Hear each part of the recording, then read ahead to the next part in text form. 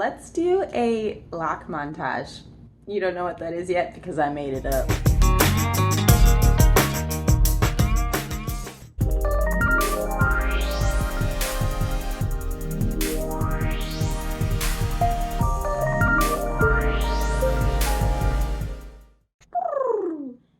High Vibe humans, Breezy here, and if you didn't know, you're in a higher vibration now. So welcome back to my vlog channel where we make it a point to stay healthy, stay light, and not give up the fight to spread love and positive vibes. That's right, and today I want to talk about my 10-year lock journey.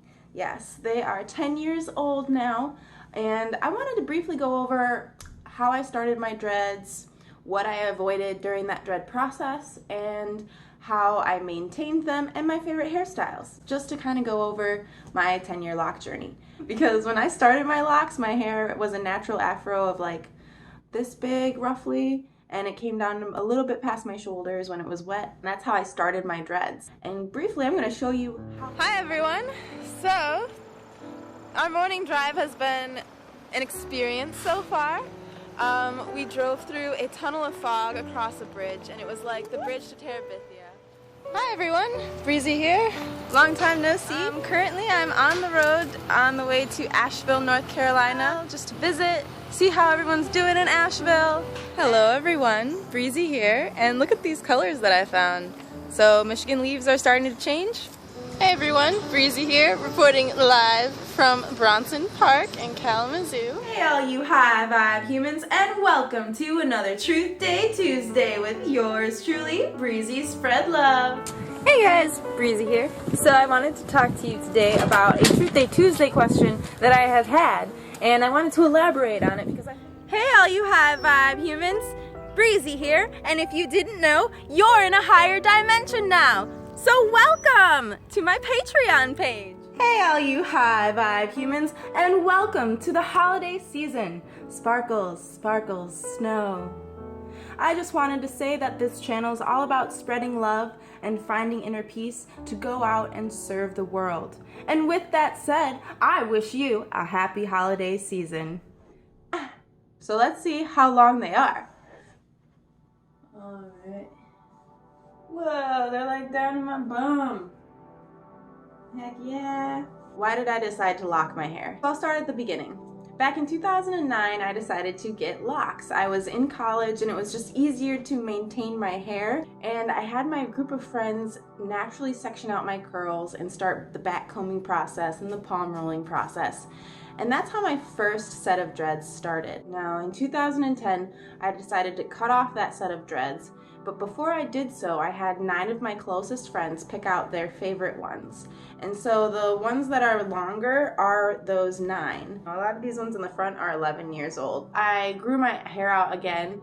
I had my mother go through and section them out in a grid-like format, and she went through and backcombed and did the palm rolling process on the rest of my hair.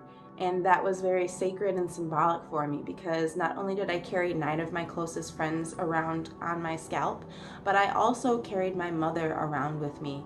And that energy that she put into my hair and that time that she put into making my locks what they are now. How did I start my process? Well, after we sectioned out the hair, we would take a section of hair and we would back comb it, and then we would palm roll it out. And then after about a week or so of doing that process, I would allow my hair to relax and I would let it just lock up naturally. And I would wash my hair. I would not wash it with shampoo or conditioner, but I would rinse it with water. That's only because my curly hair, once it dries up, just gets curlier, which would actually help the locking process. So I would get my hair wet maybe once a week or once every 2 weeks, just to, one, clean it, of course, I'm not a dirty person, but also help that locking process along. Normally, after I would shower, I would kind of palm roll the front few dreads, like the front crown area, just to make it look neat. As you can tell, they are kind of in need of some front palm rolling. And then a little bit later in the process, once I was noticing that they were starting to actually lock up, like you can kind of tell that there's some frizz around here. There's some like frizz hanging out of this dreadlock. I would go through with a crochet hook and crochet it in.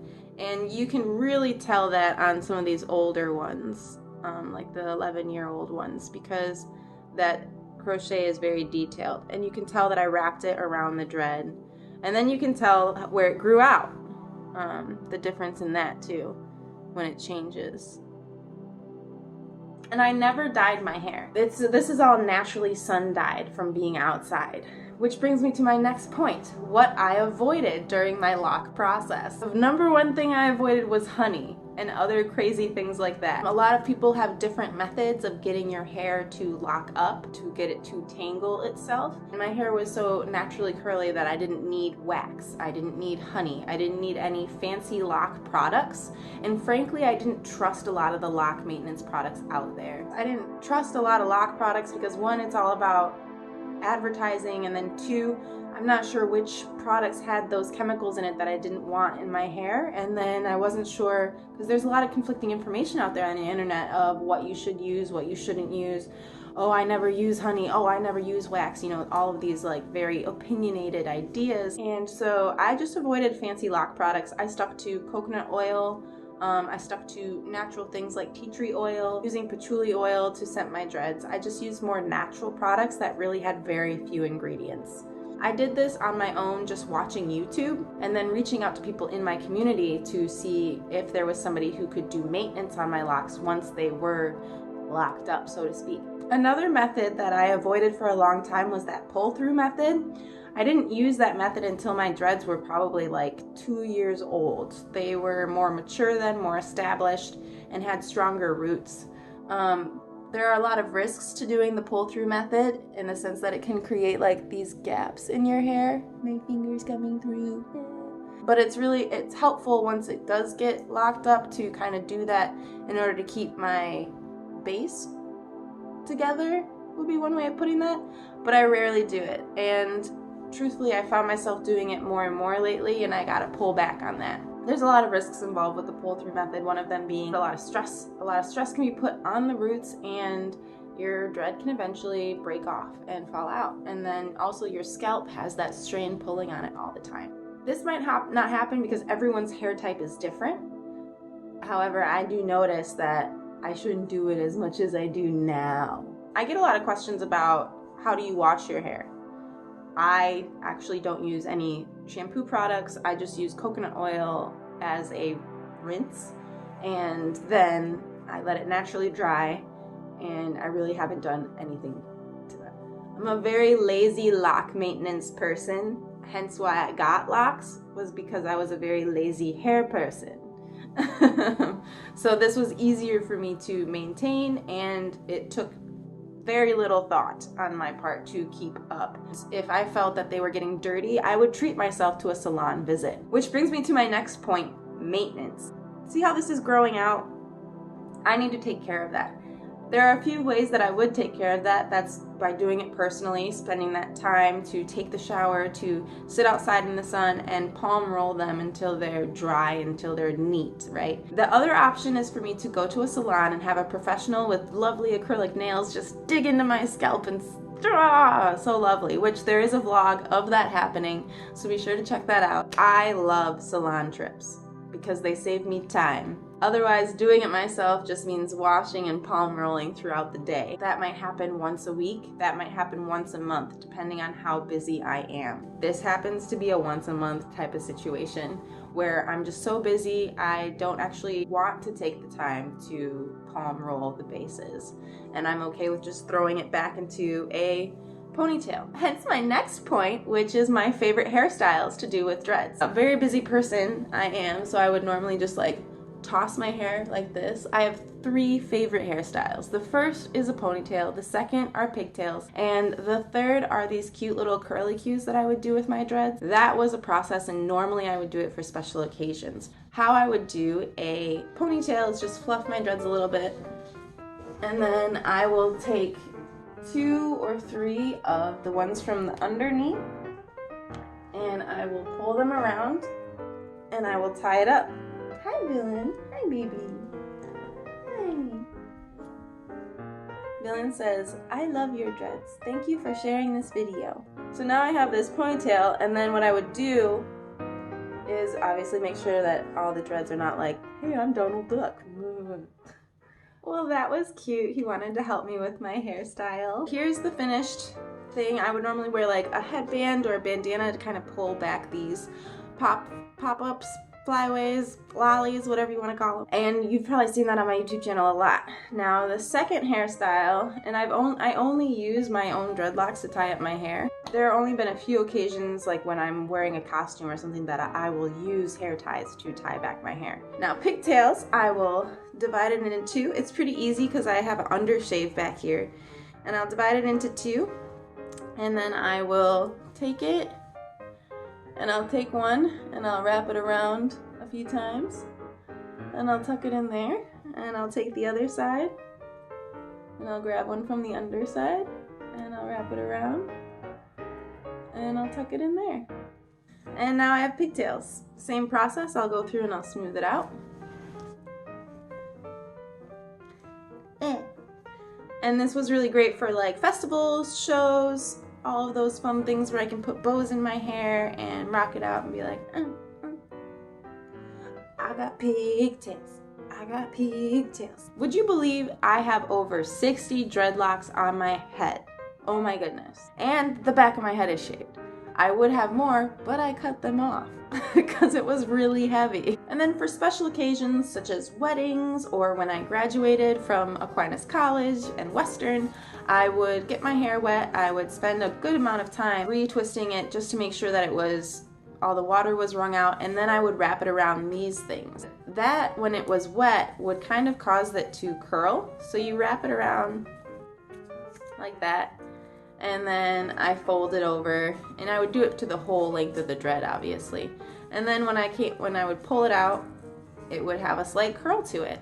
And you can see that throughout my dreads. I don't have 60 of these. How I use them is by dispersing them throughout my hair, so it gives it a nice wavy effect. And those are my favorite hairstyles. I never really mastered the top knot or like the beehive bun. I've tried several times to wrap it around and just keep wrapping it. I've watched YouTube videos. I don't know why I can't do the beehive bun. I've been successful at it twice. Out of 10 years, I've been successful at the beehive bun twice. And I didn't wear it out in public, so I don't even know if that counts. It was more like an around the house type of situation. I don't know if that counts.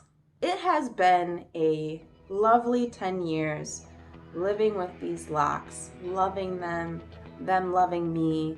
They hold a lot of energy for me, they hold a lot of memories, and they're very powerful for me. I've grown so much since I've gotten them, and they've really empowered me in the terms of how I feel about myself as a person of color, how I feel about myself as a female. I feel very powerful with my locks, and eventually one day I will cut them off. And I want to encourage you, the High Vibe humans, to leave me questions and comments, because I want to be able to inform the community so that others can make better decisions about maybe their lock journey. Let me take my hair out. Now, in terms of like, well, what did I experience during my lock journey? One of the questions I used to get when I first started my locks was, aren't you afraid you're not going to be able to get a job? And my response to that would be, I don't think I'd want to work for them anyways if they weren't able to accept me for who I am, for who I want to express myself as. And it's just hair. Like, I can cut it off and I can grow it and style it how I would like to. And if the company that I work for decides not to hire me or to fire me based on my hair, I can always go out and find another company that will appreciate my skill set and disregard what I look like. There are companies out there that will do that. So I'm not worried about this hindering me from getting a job. In fact, to those people I would say, why does it matter? What does this do to offend you? And if it offends you, I don't want to work for you anyways, because as a counselor, as a person that helps other people, the people that come seeking help are going to look all different types of ways. They're going to come from all different backgrounds and walks of life. And that means we cannot judge people based on the type of hairstyle they choose to wear. With that said, work culture does mean something to me. I appreciate people that come together in order to get work done and to have a workflow and create an office environment that's productive and conducive to getting things done. I've completed my master's program, and there were people with locks in my master's program. I've worked with people with like crazy colored haircuts. It has not affected how I perform my job. So we just have to analyze what about other people using their hair to express themselves triggers us. You know what I mean? Another question I get frequently is, how do you take care of your dreads? And I know I already kind of answered it, but let me reassure you, I basically did nothing. Once the first 6 months happened and they were locked up, they locked themselves. And if I didn't want these bumps in there, all I'd have to do is palm roll some more. And I didn't palm roll some more. So the only reason why my dreads don't look better is because I didn't palm roll some more. And since it's my 10-year lock journey, I wanted to do something special. Let's do a lock montage. You don't know what that is yet because I made it up. Cue the music.